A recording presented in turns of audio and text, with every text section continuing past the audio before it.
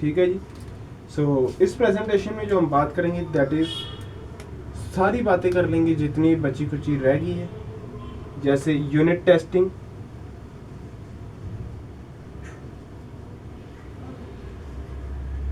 Then integration testing,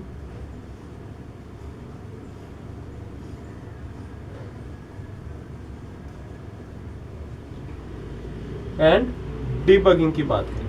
ठीक है जी, क्योंकि ये चीजें मैं पहले भी थोड़ी बहुत बता चुका हूं जब मैं मॉडल्स पढ़ा रहा था। ठीक है, तो इसलिए इसमें थोड़ा थोड़ा हम सारा समझते जाएंगे। यूनिट टेस्टिंग क्या होता है, हम पर्टिकुलर एक बहुत बड़ी हमारे पास मॉड्यूल है, उसको स्मॉल स्मॉल मॉड्यूल्स में तोड़ लेते हैं एंड उनको अलग अलग टेस्ट करते हैं। ठीक है, ये मैंने मॉडल्स जब पढ़ाए थे तो उसमें बताया था यूनिट टेस्टिंग के बारे में। सो ये वही चीज रिपीट होनी शुरू होगी। ठीक है, सो बेसिकली ये होता क्या है, इसमें इंग्लिश में अगर आप लिखना चाहो तो एक लिख लो सेंटेंस कि unit testing is the process of taking module and run it in the isolation from the rest of the software by using test cases, जिससे हमारा एक्चुअल रिजल्ट आए एंड हम मॉड्यूल को डिजाइन कर पाए। ठीक है, सो बेसिकली मेरे पास स्मॉल स्मॉल यूनिट्स के मॉड्यूल्स हैं।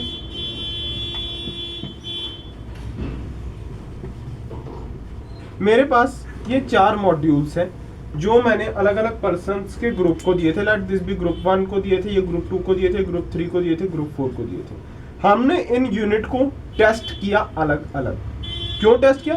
जिससे M1 पे कोई असर ना पड़े M2 एंड M3 का, जिससे हमें छोटा सॉफ्टवेयर होगा तो हम इजीली उसको क्या कर पाएंगे, एरर को पकड़ पाएंगे, रेक्टिफाई कर पाएंगे, मॉड्यूल जितना छोटा होगा, है ना। सो इसलिए हम अलग अलग मॉड्यूल्स में यूनिट टेस्ट करते हैं। देन हम क्या करते हैं, इनको कंबाइन करना शुरू कर देते हैं एंड एक हमारा बड़ा सा मॉड्यूल बन के आता है विच इज बिग M। ठीक है, इस मॉड्यूल को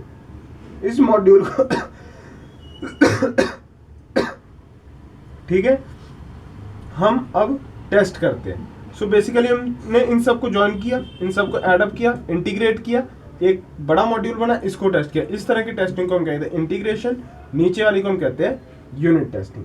इनके बारे में थोड़ा बहुत लिख लेते हैं, फिर हम आगे डिबगिंग की तरफ चलेंगे। ओके, सो यूनिट टेस्टिंग के बारे में पहले थोड़ा बहुत लिख लें।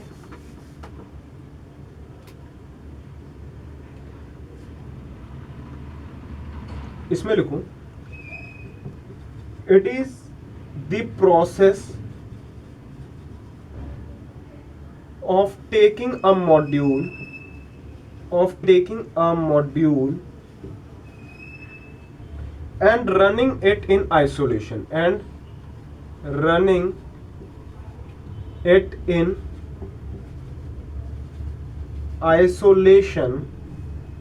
from the rest of the software,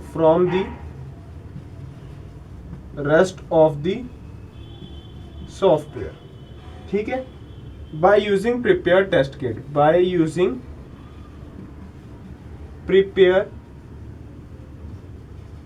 test cases। ठीक है, सो इससे फायदा क्या होता है, वो फायदा क्या है वो मैंने बता ही दिया कि मॉड्यूल जितना छोटा होगा उतनी इजीली हम एरर को रेक्टिफाई कर पाएंगे, पकड़ पाएंगे एंड रेक्टिफाई कर पाएंगे। इंटीग्रेशन टेस्टिंग की डेफिनेशन लिख लो।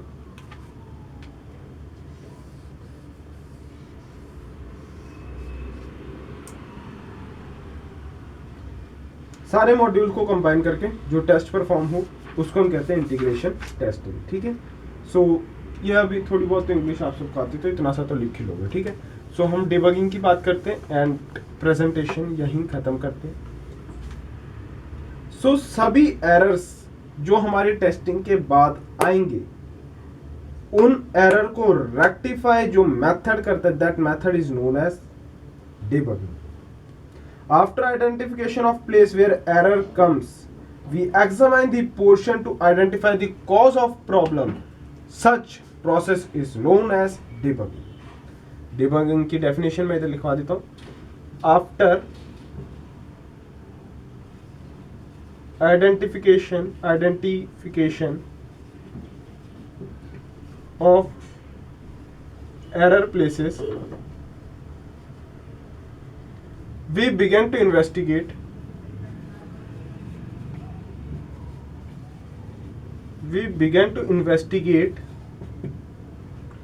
the cause and place of the errors.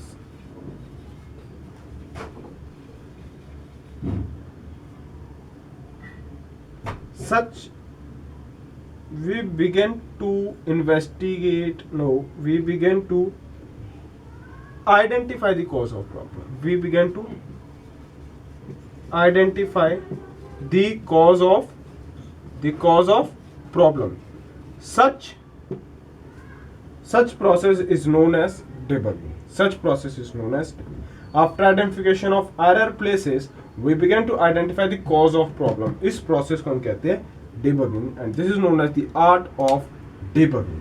ठीक है? So ये थी हमारी लास्ट प्रेजेंटेशन, जिसमें हमने सारी सॉफ्टवेयर इंजीनियरिंग के हर टॉपिक्स बेसिकली कवर कर लिए। जो बड़े बड़े पॉइंट्स जो थे सारे पॉइंट डिस्कस कर लिए। So all the best for your exam and thank you.